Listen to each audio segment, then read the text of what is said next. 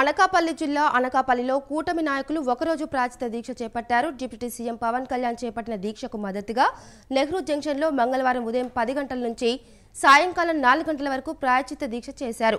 ఈ కార్యక్రమంలో ఎమ్మెల్యే కొనితాల రామకృష్ణ, మాజీ ఎమ్మెల్యే పీల గోవింద సత్యనారాయణ, మాజీ ఎమ్మెల్సీ బుద్ధ నాగజగదీశ్వరరావు, స్థానిక జనసేన, టీడీపీ, బీజేపీ నాయకులు, కార్యకర్తలు పాల్గొన్నారు.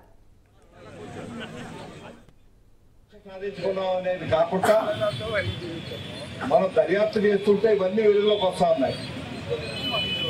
వెలుగులోకి వచ్చినప్పుడు వాటి మీద చర్య తీసుకోకపోవడం అన్నది తప్పు అవుతుంది. వెలుగులోకి రానంత వరకు వేరే, కానీ వెలుగులోకి వచ్చాక వాటి మీద చర్య తీసుకోవాల్సినటువంటి అవసరం ఉంది. కేంద్ర ప్రభుత్వ సంస్థలే ఇవన్నీ కూడా నిర్ధారించాయి.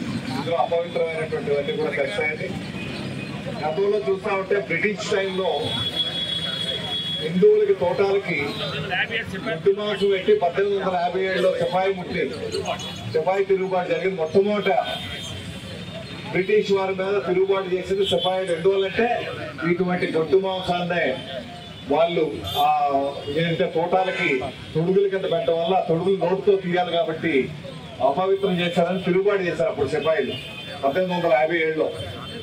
అటువంటి ఆ సిపాయి తిరుగుబాటే ఆఖరి స్వతంత్ర పోరాటం, స్వతంత్రం సాధించుకునే వరకు మన గాంధీ గారు తీసుకొచ్చారు.